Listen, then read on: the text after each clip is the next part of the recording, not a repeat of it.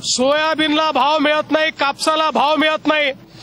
नमस्कार, सन्माननीय उपमुख्यमंत्री महोदय यांनी 2013 मध्ये शेतकऱ्यांसाठी फार मोठं आंदोलन केलं होतं सोयाबीन आणि कापसासाठी।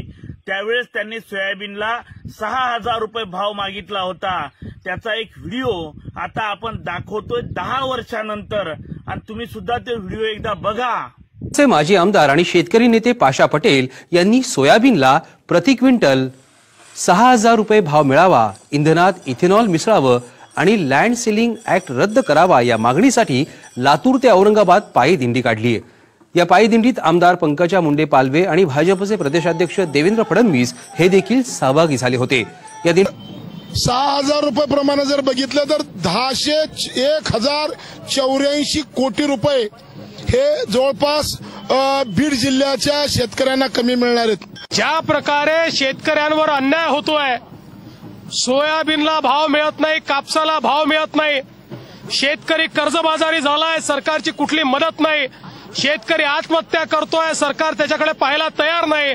आणि म्हणून शेतकऱ्याच्या शेतमालाला भाव मिळाला पाहिजे, सोयाबीनला भाव मिळाला पाहिजे, याकरता पाशा पटेल यांच्या नेतृत्वामध्ये या ठिकाणी ही शेतकरी दिंडी निघालेली आहे। आणि या शेतकरी दिंडीच्या माध्यमातून संपूर्ण मराठवाड्यामध्ये शेतकऱ्यांमध्ये जागर तयार करण्यात येणार आहे। आणि 1 लाख शेतकऱ्यांच्या सह्यांचं निवेदन हे माननीय राजनाथ सिंगजी यांच्या हस्ते माननीय पंतप्रधानांना देण्यात येईल आणि त्यांना सांगण्यात येईल की जर शेतकऱ्यांच्या पाठीशी तुम्ही उभे राहिले नाही तर शेतकरी हा तुमच्या विरोधात उभा राहायला तयार। जो आता व्हिडिओ बघितला हा 2013चा आहे।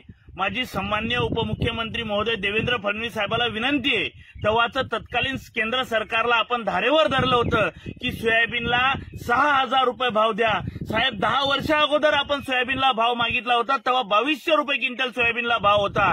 आता सोयाबीनचा उत्पादन खर्चच 6000 रुपये जवळपास येतोय।